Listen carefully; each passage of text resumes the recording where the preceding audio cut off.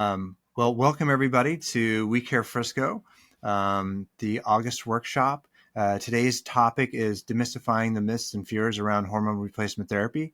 I'm a new face here with Dr. Ingalls. I'm the I guess guest host of this August workshop. My name is Timothy Burke.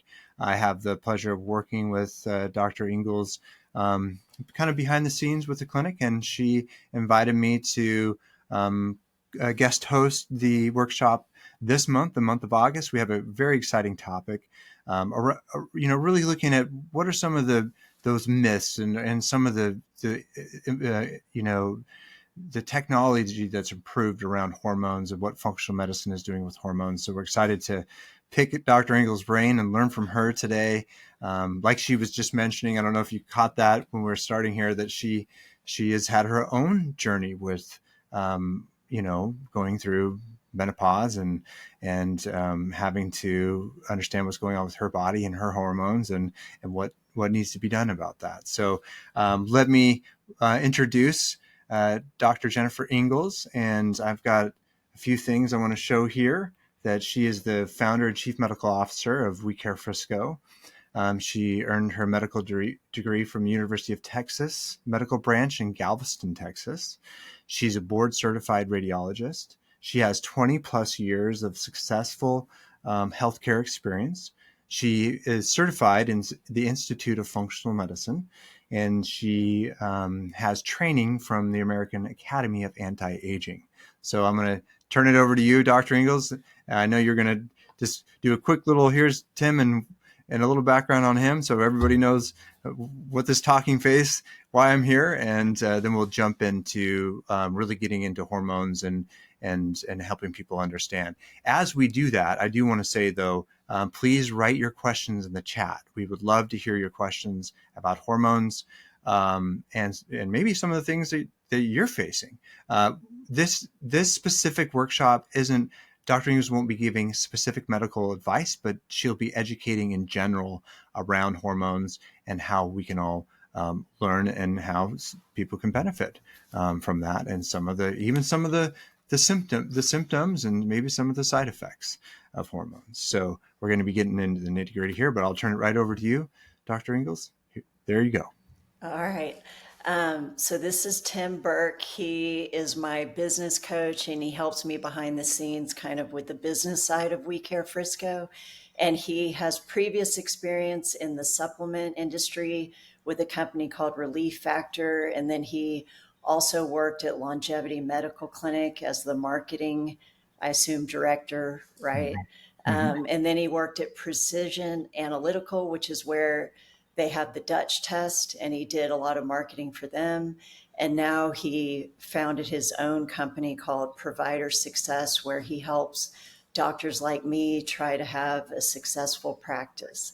So he's going to help ask questions today to kind of have more of a casual back and forth about hormones and common questions and fears, so we can try to educate you more on what I know and what I believe about hormones. Absolutely. Well, thank you, Dr. Ingalls, for having me today. It's really a privilege to, be a part of this workshop and be able to guest host and just to be able to learn myself. I learn a lot when I'm preparing for today's workshop, and so thanks for having me. So let's talk about demystifying the myth and fears around hormones. So there's a lot of questions. I think we want to start off maybe big picture in general. What are some of the things that people maybe try on their own when they realize that their hormones could be low? And so I've got a series of questions I'm going to kind of walk us through here, and then we'll be getting into some of the more technical pieces. But Dr. Ingalls, what is the first thing most people try to do on their own to fix hormones? Well, I've had a lot of patients that like to listen to podcasts and try to figure it out for themselves. And a lot of times they'll go online and order products that they hear about and start trying to treat themselves without really knowing what their levels are or what their body really needs. And sometimes they may try it for a while and then finally realize that they can't really fix it on their own. Got it. So you have certain things that you do that take it to the next level, right? I guess if you're trying to fix, you feel the problem coming on. If you're trying to fix it with supplements and education, that's a good start, right? But then you can't really. The clinic I used to work for, a longevity medical clinic, the medical director used to say, if you don't measure, you don't know, right? Right. So there's probably more things that need to be understood in a very complex system before you can really, get to the root cause. And that's the beauty of functional medicine, is it gets to the root cause of those aging related challenges that we all face. So what are some of the symptoms you hear patients experience with low and unbalanced hormones? What are the things they go through, those symptoms they feel? Well, everyone's experience is different, but in general, when people start moving into the perimenopausal phase, which that can start anywhere from age 35 to 40 to 45, they might start noticing higher anxiety, sleep disturbance, mood issues. They might start gaining weight around their belly and not really know why. Like they feel like they Mm, haven't changed anything, they haven't changed their diet or their exercise, and they're starting to feel like they lose control over their weight or their moods, and they're starting to think there's something wrong with them, but they don't really know what it is and they can't put a finger on it. got it. So what do you recommend when someone starts feeling this way or experiencing these things? What's a good first step? Well, I always have my patients fill out this very detailed questionnaire because it helps me kind of judge where they are, Mm, and it gives it a score. So it's kind of, I can measure it over time. And if I feel like their hormones are out of balance, then I believe in test, don't guess. Like go ahead and got it. draw the blood, figure out what the levels are. And if someone's still menstruating and having cycles, we like to draw the blood in the luteal phase, which is kind of day 18 to 21 of the cycle, because we want to see, is their estrogen and progesterone balanced, or is their estrogen high and their progesterone's really low? And that can cause estrogen dominant type symptoms. Got it. Um, I also like to look at their testosterone levels, because as we age, testosterone starts to go down. And when that goes down, the libido goes down, Mm, vitality, energy can go down, and it can make it harder to gain muscle, recover from exercise. They may not see the results at the gym anymore, even though they're working really hard. So I like to see what all those levels are, and then it sure. helps me kind of know where we're starting. Right. So you get that, want to get the foundation and look for the levels. And that's a great lead into the next question. What are the optimal hormone levels for middle-aged adults? What do you aim for? If we're measuring, we're getting kind of a baseline, then what's the goal in your Well, strategy? so starting with the perimenopausal women, if I see that they're really estrogen dominant, then I may want to support them with a little bit of progesterone. And when I do follow up labs, I want to see the estrogen and progesterone more balanced rather than really high estrogen and basically no progesterone, because you feel really bad when you're like that. Hmm. And I can see that in the blood, but I can also see it in the Dutch test, which I think we're going to talk about more later. Um, and then once you're already in menopause and then you start hormones, I want to get the estrogen back into kind of what we call the luteal phase, mid luteal phase level, the hormone level that you were in before you started going through menopause. I don't try to get the hormones crazy high. I just want them kind of in what we call a protective range, where you're Hmm. getting the benefits of the hormones for your bones, your heart, your brain, but you're not getting too many side effects of high or too low estrogen. So there's kind of a sweet spot that we're aiming for. Awesome. Well, that sweet spot, sometimes people say that's the optimal level, Yes. right? And Right. you had mentioned something as I was preparing for this that I thought was really interesting. And it was like, it was around the idea of, well, how do we know? And we're going to get into what's safe here in a few slides from now. But, you're not going above a range that the body hasn't seen before, right? Right. Those levels are optimal when in a female, specifically when they're in their 20s, their estrogen, their progesterone, those levels. So kind of understanding where the patient is now and then focusing in on the sweet spot. like you said, I think that's really a great strategy. Once women are on hormones, how do you monitor that? And I think that leads us into the Dutch test, right? You Right. had some thoughts about that, but go ahead and jump right in.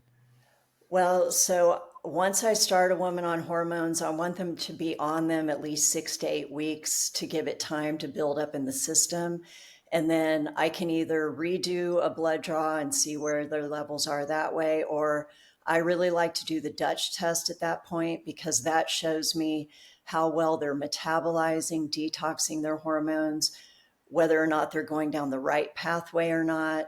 And I can get a really good picture of the estrogen to progesterone balance on that test. So I usually like to do that around 8 weeks. And then I do a follow up appointment. And at that appointment, I have them refill out their hormone questionnaire and I can compare it to the before hormone questionnaire and see, are their symptoms going down? Do they still have residual symptoms? And I use that as well as the Dutch test results to decide, are they on the right dose? Do we need to change something? Do I need to help with the detox pathways or whatever? Fantastic. Well, I think we have some slides here that could you walk us through a Dutch test and a scenario where a patient may be out of balance.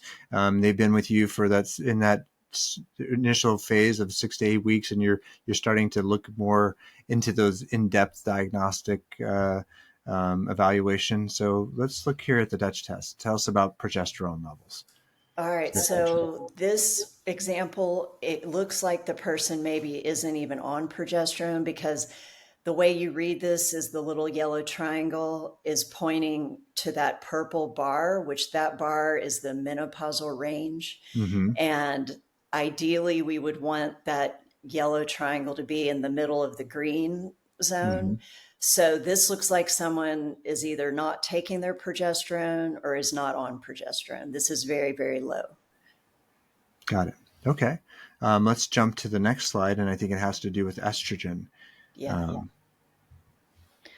Okay, so this slide is showing we all have three different types of estrogen, and it breaks down into these three types in our body. And the one in the middle is estradiol. That's the one that you get most commonly when you get on hormones. And then a lot of times, if we're doing hormone creams, we will combine that with estriol, which is the one on the far right. And those work really well together. We never give estrone, which is that first one. That one's a more carcinogenic estrogen, so we don't give that one. But I like to see where these levels are. And in this patient, you can see the triangle, the red triangle is way to the right and it's above the normal range. Oops, sorry about that. It's okay. So this person is estrogen dominant because they've got high levels of all three estrogen and compared to her progesterone, which was very low. So that means she's not balanced. She doesn't have enough progesterone to balance all this estrogen. So she probably has a lot of estrogen dominant symptoms, which could be heavy bleeding, fibroids, endometriosis, breast tenderness, breast swelling, PMS symptoms, moodiness, irritability, weight gain, water retention, like a lot of those symptoms. And so whenever I see this, I would want to try to get their estrogen levels down if she's still making it on her own. Like this looks like someone Mm-hmm. that's probably in the perimenopausal stage and is Okay. making too much estrogen. So I would help support her estrogen detox by giving her things like DIM or Braco Protect, which comes from sulforaphane. Mm-hmm. These things are derived from cruciferous vegetables, which we know help lower the overall estrogen levels and detox the estrogen. Fantastic. So you have some natural ways to help the body detox estrogen, so and reduce that estrogen dominance and some of those symptoms that come along with estrogen dominance. Correct? Right. And I love this test because you see that little pie chart in the middle, right? That's looking at the detox pathways. So this patient has pretty good detox because you can see the green is the biggest part, and we want that to be the highest ratio. And then the red is the more carcinogenic pathway. So hers is on the low end, which is good. And then the blue pathway, which that one is what we call intermediate, and hers is kind of right in the middle. So she's got a good distribution of the different detox pathways. So that means she's phase one, is what we call it, is working well. But then there's phase two of estrogen detox, which is the bottom left, which is what we call methylation. And if you look at that fan gauge at the bottom left, it's pointing Mhm. towards the low side. So that means she doesn't do this step as well as phase one. So her estrogen might be getting blocked here and not fully getting detoxed. So I call it like a clog in the drain. Like she's able to kind of start to let the water out, but then it's getting stuck in the drain. So we've got to open up that drain by improving methylation. B vitamins, methylated B vitamins help with Mm. this. Choline supplements, creatine. You can take 5 grams of creatine a day and add it to your smoothie, and that helps. Magnesium also helps with methylation. So there's a lot of supplements we can try to improve this pathway. Fantastic. And then when do you test again when you have a baseline from a patient like this? You start them on these different supplements or even food groups that would help them methylate. Then when would you want to look again to see the progress with the patient? Well, I kind of like to alternate maybe a blood test next, and then maybe 6 months from now, do the Dutch test again, to give them time to work on these things. Because these pathways don't change overnight. It really takes time to really work on diet, lifestyle, implement the supplements, be on the hormones a while, and then maybe recheck in about 6 months. About 6 months. Okay, fantastic. Well, that was wonderful. Thank you for helping us understand the Dutch test. There's a lot of arrows and moving parts there, but after you explained it, it makes a lot more sense.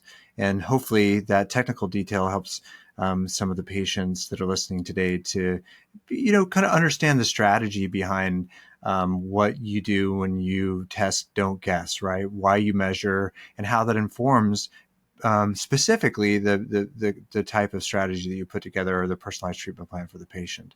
Let's get into some of the questions around some of the myths and some of the questions people have about, are hormones safe? So what are the common concerns around hormone replacement therapy that you hear from your patients or people coming into the clinic?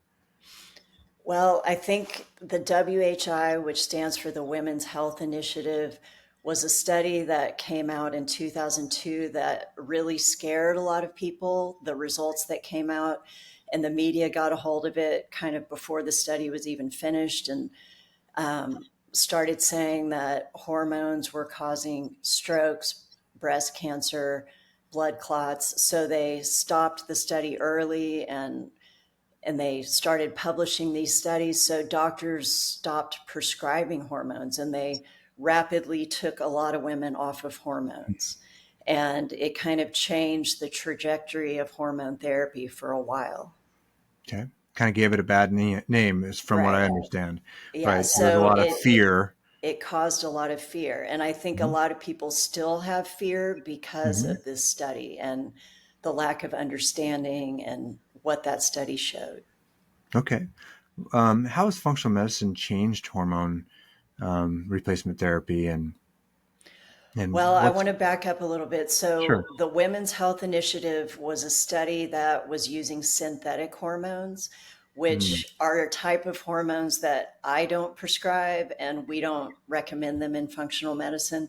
They're kind of what they did in the olden days. Like they used pregnant horse urine for the estrogen, and they made synthetic progesterone in the lab, and that's what they were giving in this study. And then there were a lot of other flaws with the study, like the women that they chose, a large percent of them were already more than 10 years past menopause. A lot of them were overweight, 50% of them were smokers.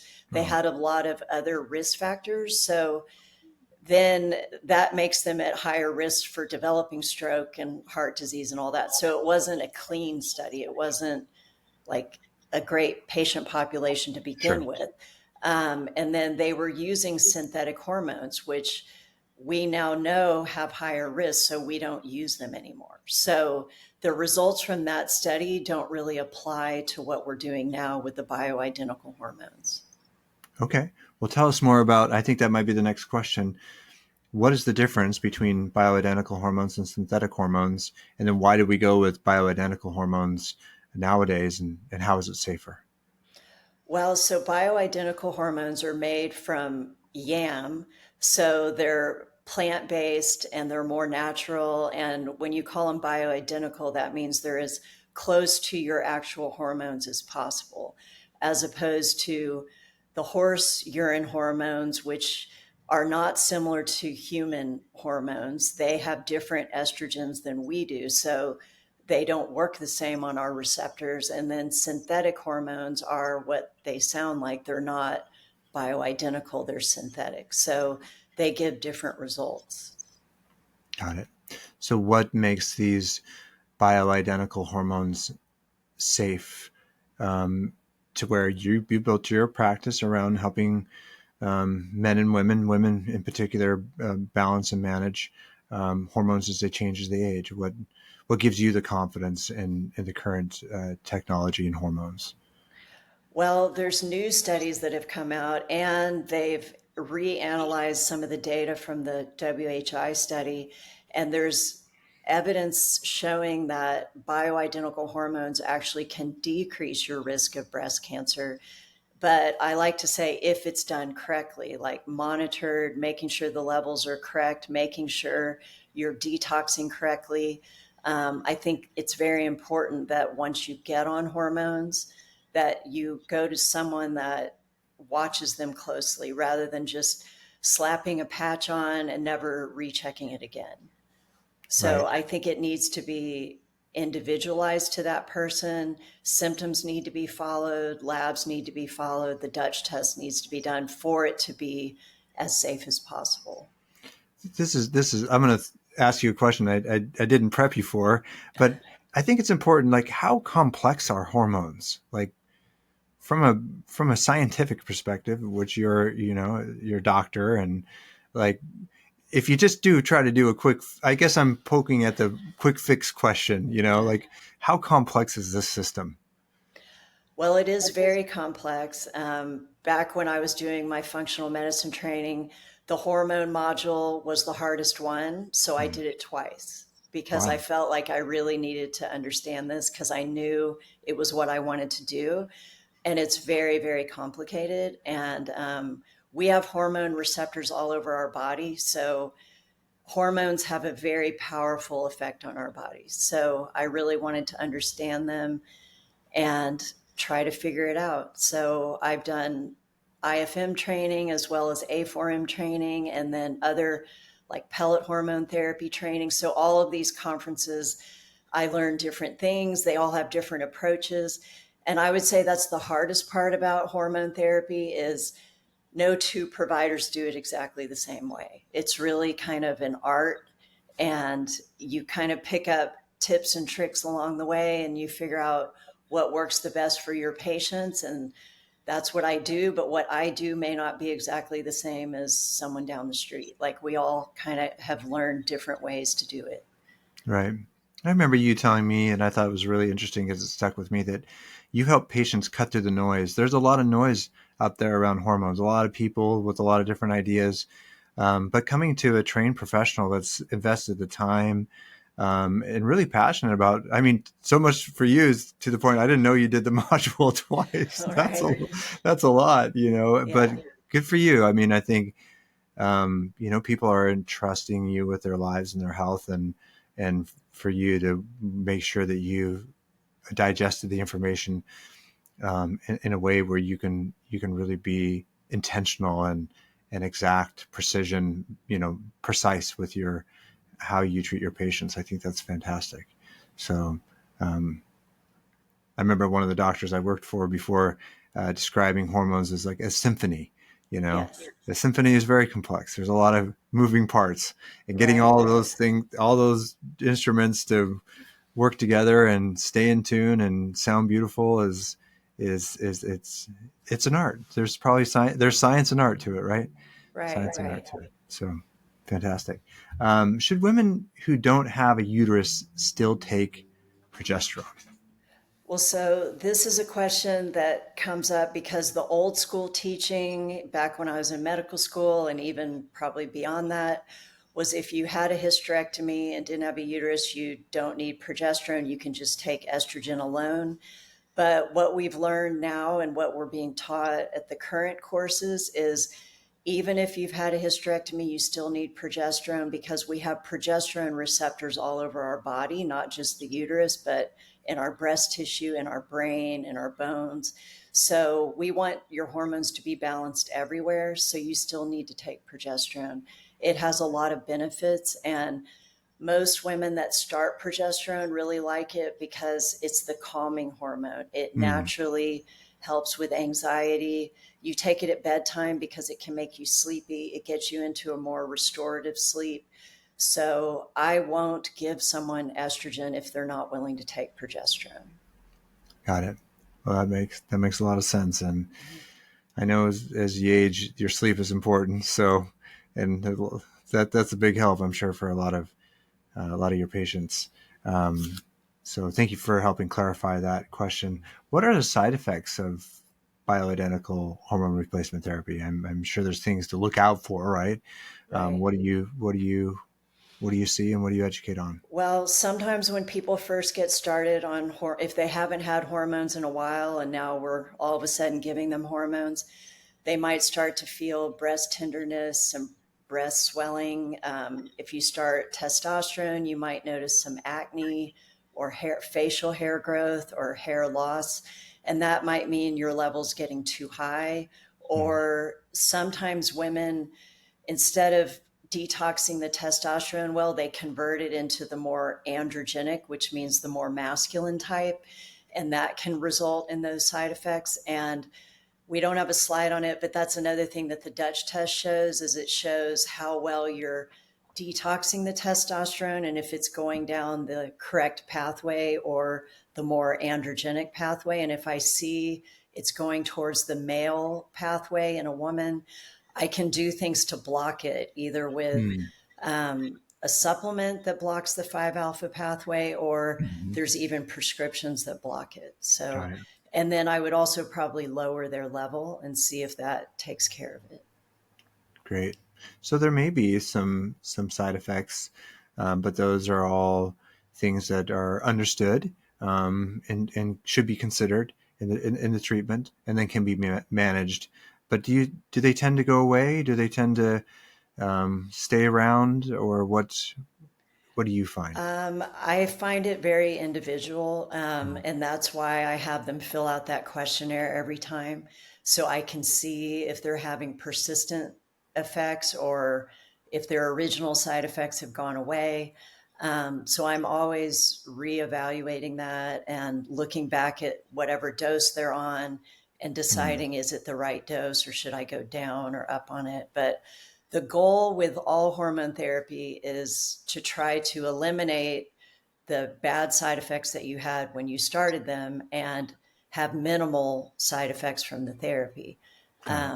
So it's trying to find the right dose Hmm. and to do that. So it just takes a lot of tweaking. I mean, some people are easier than others. Like I start them and everything goes away. They have no side effects. They feel great. Other people might be really sensitive, and that might be because they're not detoxing well. And we have to really work on their detox pathways. If they're not having a bowel movement every day and they're constipated, that's a major way how you get rid of toxins. So if they're having those symptoms, then I need to slow down on the hormones and work on their gut for a while until that's moving every day. And then I can get them back on the hormones. So Got it. I try to find all that out in the beginning to Hmm. see if they're ready for hormones or if I need to do the gut work first before starting them. A lot of things to keep track of. Oh, I'm yeah. glad that Yeah. I'm glad that your mind can keep track of all those details. A lot of technical work behind the scenes to Yeah. make sure, I like how you said it, you want to address the symptoms they came in with, right? And make sure that the strategy, the hormone replacement therapy is tackling those issues. And then if there's any kind of side effects, you're helping to minimize those along the way.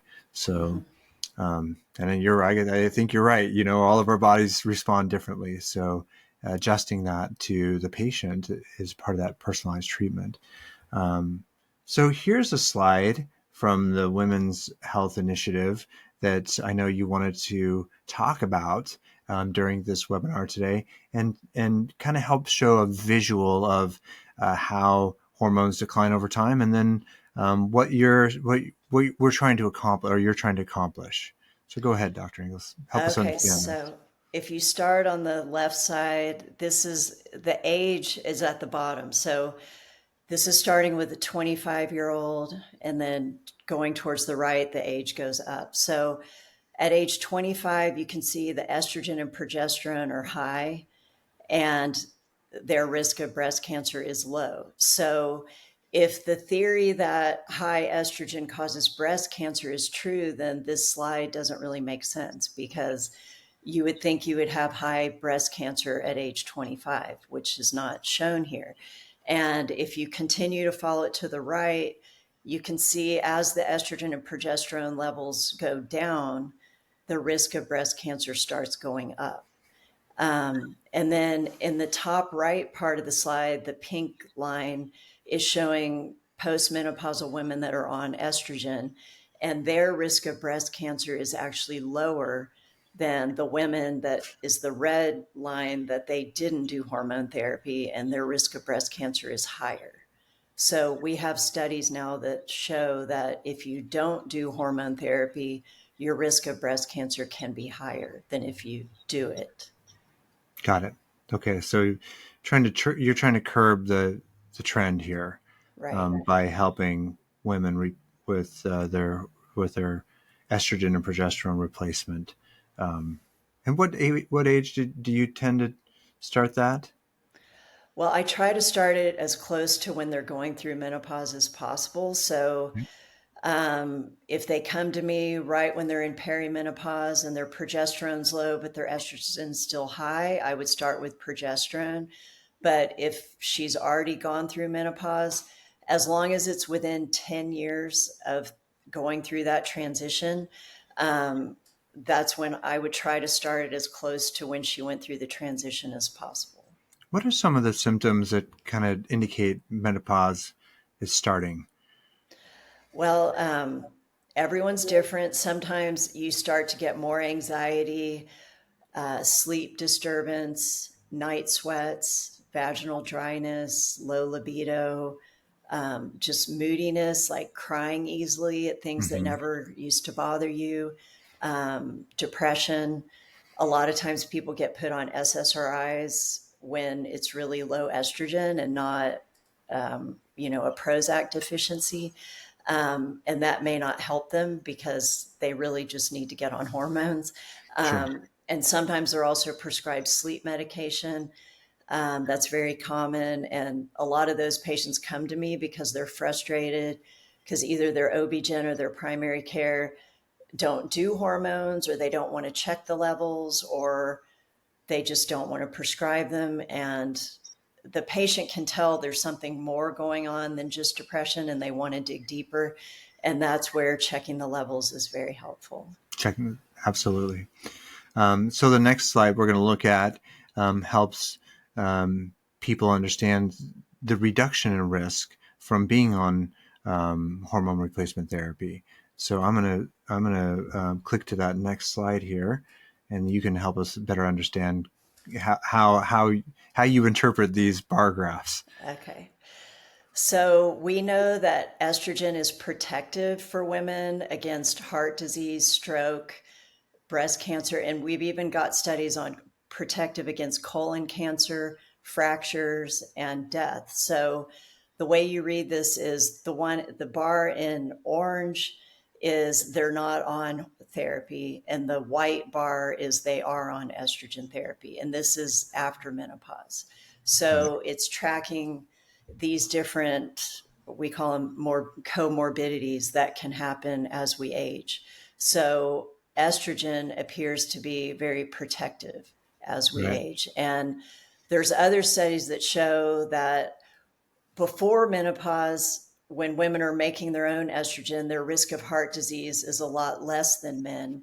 But once they go through menopause, if they don't get on estrogen, their risk of heart disease is equal to men. Hmm. And Interesting. so the estrogen is very protective for women against heart disease.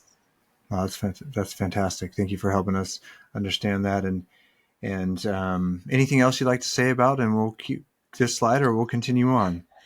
I mean, I think it's pretty self explanatory Sure. that estrogen helps with a lot of different things, not just the hot flashes and night sweats. It's a much more comprehensive treatment. Got it. Thank you for helping us with that. Um, so, what are some of the signs you need hormones? I think you kind of touched on that, but if we were to go back and just Yeah. highlight a few of the signs and symptoms. Just if you start having those feelings like you don't feel like you're in control of your body anymore, you don't understand why you're gaining weight all of a sudden and you haven't changed anything, mood changes that don't make sense, like you could be more depressed or anxious out of proportion to the situation that you're in. Um, More irritability. Like back when I was going through it, I would just cry really easily at stupid things that never would have made me cry before. And I knew there was something wrong with me, but I didn't know what was wrong with me. Yeah. Um, and then sleep, a lot of times that's one of the first signs is that you're Mm, just not sleeping well anymore. And that makes you tired. It makes your irritability worse. So it's all kind of connected. it's all connected. That makes sense. And then the hot flashes are a pretty obvious sign. Sure. Sure. Okay. Um, what do patients feel like when they're on hormones? Well, I would say once we've got their levels figured out and we know that they're on the right type of hormone for them, their body's detoxing it well, Hmm. they start to say they feel like their old selves again. So I hear that a lot, and that's kind of my goal is to try to get patients to feel like their old selves again, because that's how I want them to feel. That's how I know it's working when they Sure. make that statement. And we're hoping that the old self felt pretty good, right? Right, So right. usually that's what we're referring to. I want to take just a quick moment to address the audience and say, if you do have questions, please put them in the chat, because Dr. Ingalls will be answering your questions. If you have fears, or your friends have fears, or you've heard of myths that you're like, I wonder about this, please let us know. We would love to spend some time here towards the end of our workshop tackling the questions that you have, the fears you may have, the fears you may have heard, the myths that may still be lingering out there that we didn't address in our talk. So take a moment, put that in the chat, and then we will come back. Once again, it won't be specific medical advice for individual patients, but it'll be more in general of wisdom for understanding some of those myths and fears out there around hormones. So let's continue on here. What happens to your physical structure, your physiological structure, your body when hormones are balanced and optimized as we age, as opposed to if you did nothing? What do you Well, tend to see? so if you did nothing, you might start having things like urinary incontinence, weaker bones, harder to form muscle, low libido, vaginal dryness. All of those things happen if you don't take hormones. Your skin gets saggier. You just might have lower energy, lower vitality, less will to go work out. It may take you longer to recover. You might have a lot more aches and pains, just generalized joint pain. And then once we get your hormones optimized, a lot of those things start to go away. So workouts get better, your muscles don't hurt as much, your joints don't hurt as much, your pelvic floor muscles are stronger, you may not have as much incontinence or vaginal dryness, and all those things kind of reverse as long as it hasn't been too long. Okay. What's the window you're looking for to start this treatment in? When should patients be thinking about if they're considering this or talking to their friends about this? What's the window you shoot for? Well, the earlier the better, really, because I want people's transition through menopause to be as painless as possible. You don't have to suffer all of those symptoms for several years before seeking help.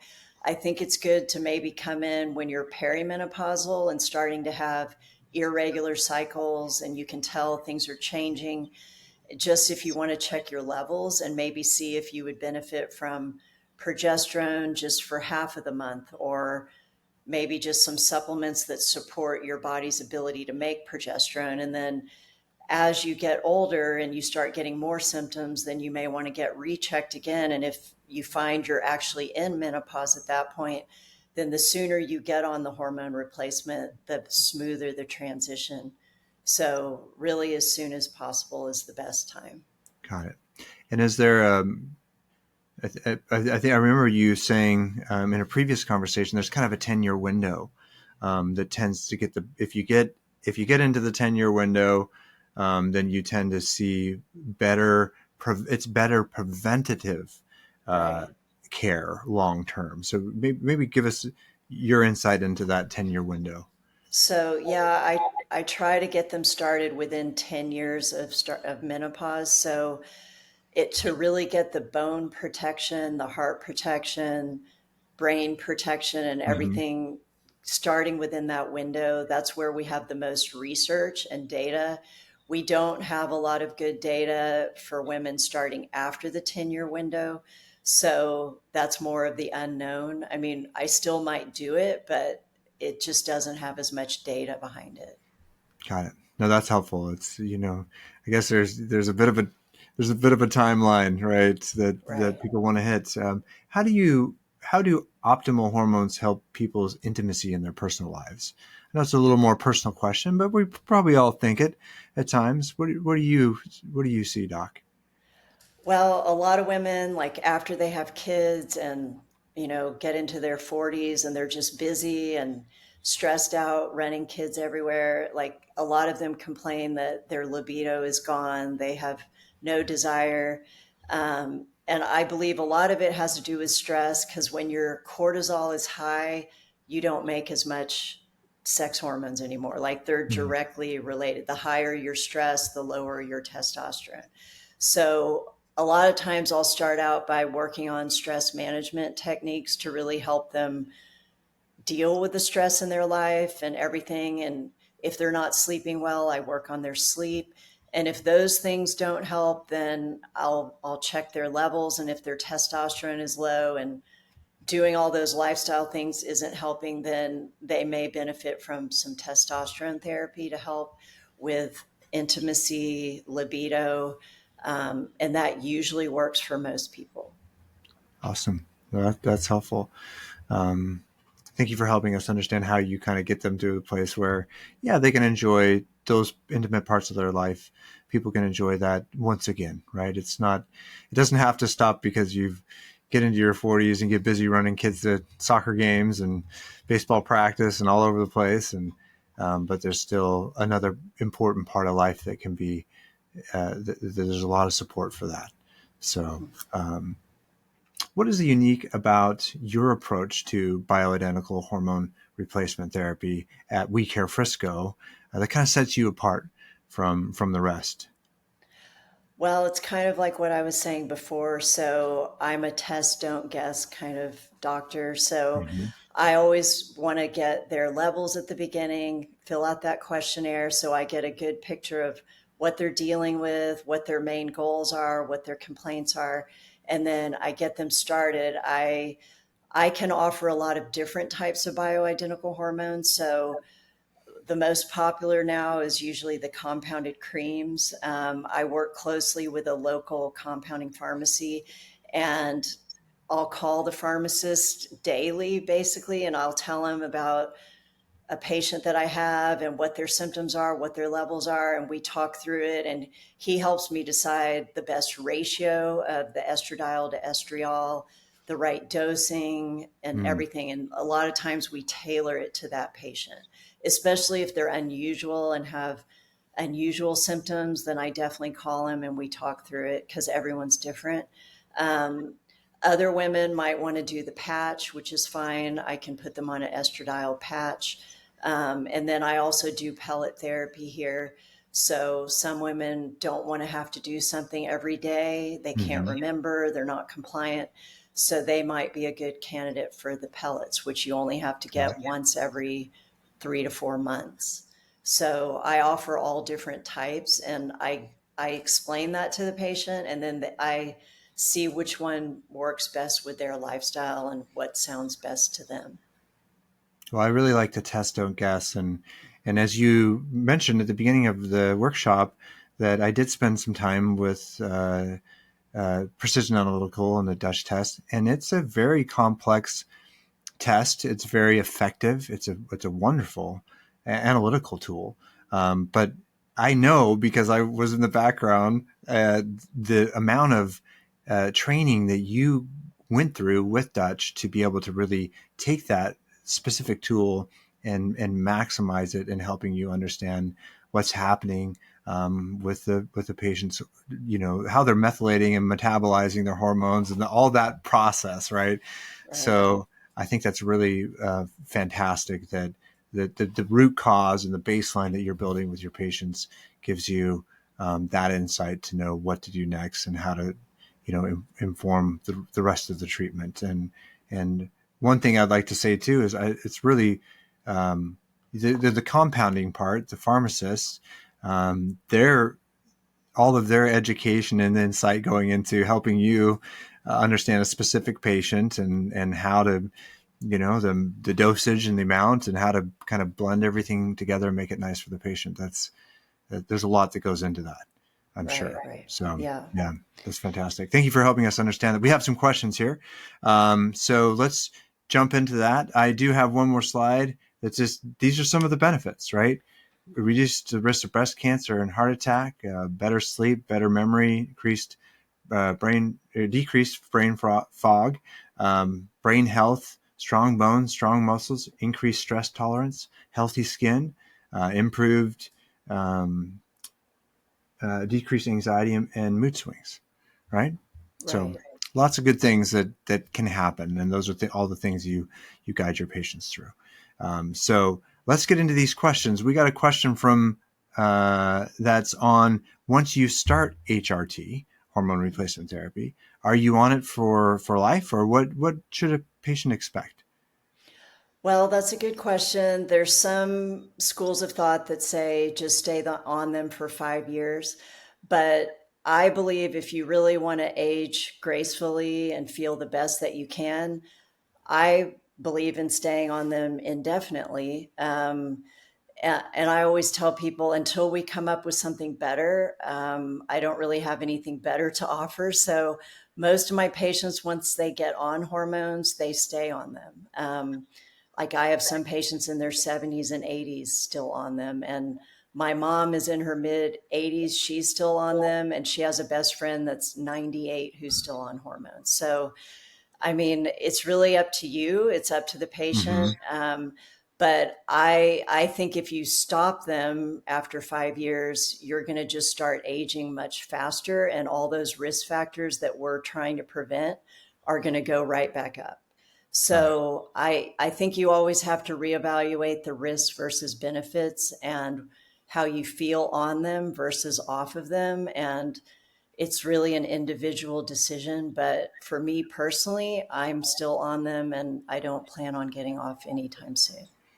So long-term investment. Yes. Oh, good. And good preventative maintenance. Yeah. One of I remember seeing a statistic a long time ago about how much someone would spend on um, hospice and kind of like a geriatric care, and the amount of money was like 10 times or 20 times what you would spend on just investing in preventing and optimizing your health instead of going down the slippery slope faster and running into more problems. So we have another question here. We got some good questions coming in. Thank you, everybody. Keep asking. Does regular physical activity influence how well hormone therapy works? And are there specific types of exercises that are more beneficial? So, yes, I definitely think the more you work out, you might start metabolizing the hormones faster, because just working out in general is increasing your metabolism. So, you might burn through the hormones faster and you might need a higher dose. I see that a lot in my pellet patients. If they're really, really active athletes, playing a lot of sports, Mm. competing a lot, they may burn through them faster and need them at closer intervals than other people that are more sedentary. It may last longer. Um, Interesting. and then what was the second part of the question? Second part of the question was, what types of exercise are more Oh, right. beneficial? Well, as we age, the muscles are the organ of longevity. So Mm. if you don't do strength training at least 3 days a week, I mean, at a minimum 2 days, but I always tell people 3 days because if they just get 2 days in, that's fine, but I really want them to do 3 days. That helps you maintain your muscle. And if Mm. you don't do that, we naturally will start losing muscle every year. And it's a lot harder to rebuild muscle later than to just maintain it as you age. So I think strength training is the most important. If you only have time to do one thing, it would be strength training. I also think it's important to improve your mobility and keep your mobility as you age. So it's good to do foam rolling, stretching, massage, all those things to try to prevent injury. And then as we age, you also want to work on balance because we lose our balance. And then the last thing you want to do is fall and break a hip or something. Sure. So you've got to do things that work on like one legged things. You can do yoga. There's a lot of balancing in yoga. Pilates does a lot of different balance work. You can work with a trainer on different things like using a Bosu ball, or Hmm. there's just a lot of ways to kind of train your brain to keep it agile and not lose the balance as you age. Tell me your top three uh, strength training exercises.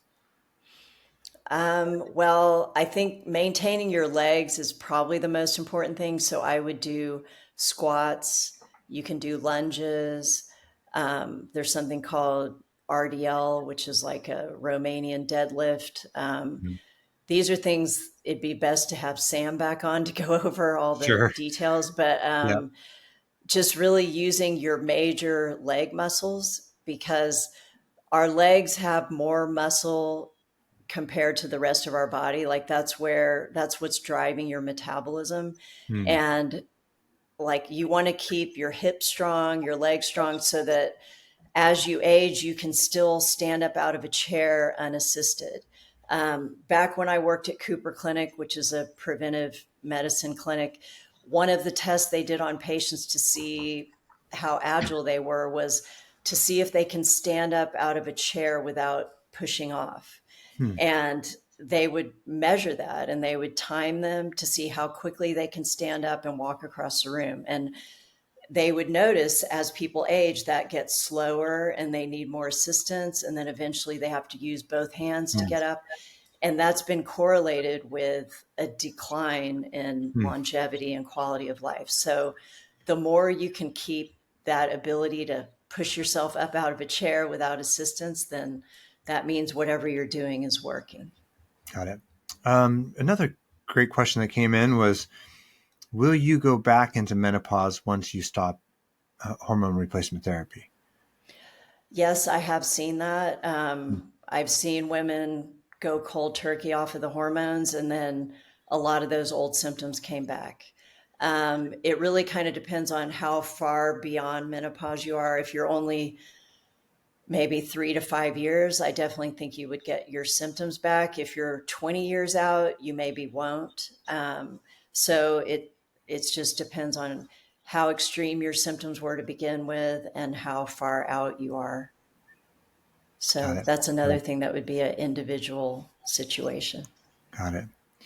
And then another question came in was around the cost of a Dutch test.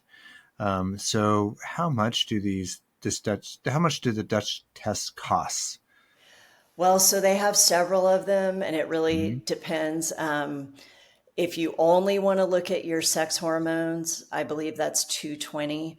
If you also want to look at your cortisol levels, they've got a basic one that includes the cortisol as well as the sex hormones, and that's called the Dutch Complete, and Hmm. that's 360.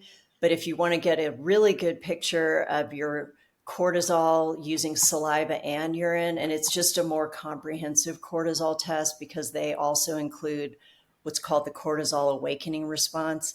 And that shows us how resilient you are, how well you respond to stress. And that's called the Dutch Plus. And that has the sex hormones, the cortisol awakening response, the cortisol curve. And it has a lot of other things like your B vitamin factors and a lot of other markers looking at. They test something called indican. And if that's high, that means you've got bacterial overgrowth in your gut. Hmm. They also look at how well you're detoxing some of the other B vitamins like biotin, um, glutathione levels. It looks at melatonin. It's a very comprehensive test. And then if you're still cycling and your hormone or your cycles are starting to get irregular, or you might have PCOS or infertility issues, Hmm. then the cycle map is a good test. And that's if you do it as a standalone, I believe it's around 495 or something. But they also do bundles with either the Dutch Complete or the Dutch Plus, and that's between 500 and 695 depending on which one you do. So they offer a lot of different ones, and I try to choose the one that is the most appropriate for the patient sitting in front of Got me. it. And I'll give them all the options, and then they'll decide what they can afford and what works for them. Got it. Well, that's wonderful, and thank you so much, Dr. Ingalls, for helping us better understand some of the myths and some of the fears behind hormones, helping us understand the Women's Health Initiative and some of the reason why that caused, um, people to really question whether hormone replacement therapy was safe, and then also explaining bioidentical hormones and the progress with functional medicine and how um, actually now hormones can help decrease risks instead of increase risk. So we've really seen a great progression in this industry, and having someone like yourself that has the skills to know how to keep to manage and guide a patient through the process, I think is fantastic. So thank you for I might have one more question coming here. We had another thank you from one of your patients or someone listening. Thank you for the time and the knowledge. And I think that's a good point. It's been a pleasure being with you today, and just wanted to thank you for all that you do to help everybody stay healthy as they get older. Right, there's a lot that goes into it Right, right. behind the scenes. Thanks for educating us, and that concludes our time together today for the August We Care workshop on hormones. And we give once again a big thanks to Dr. Ingalls for preparing and helping us learn a little bit more today and increase our knowledge. And that knowledge is power and helps us make informed decisions. So if you're out there and you have friends or people that you know that could benefit from a time with Dr. Ingalls, actually, I guess I should say right now we have a little bit of a waiting list because things have been busy for you, and you're kind of doing some things within the clinic to help keep everything organized. But it looks like in September going to October, you'll start probably looking for to have new patient consults come through the clinic. So please let your friends know that if they have questions, they can at least sign up for the wait list, and then here in the next month or two, Dr. Ingalls will get a hold of them and her team, and then help them, take the next step to really understanding what could be behind, what could be the root cause of those symptoms, and what's a good strategy for moving forward, and how they can improve their health and how they feel. And what do you say? Make midlife the best part of your life, right? Right. With a holistic approach. So All right. Well, that concludes our time. Anything else you want to say, Dr. Ingles, at the end here? Um, I think we're going to put a link to a resource when we send out the email. There's a little clip from Maria Shriver and Oprah talking about hormones that I wanted to share with everyone. It's a little YouTube video that I think will also help support the things I was talking about today. Awesome. Well, thank you so much. And that's a wrap. All right. Thank you.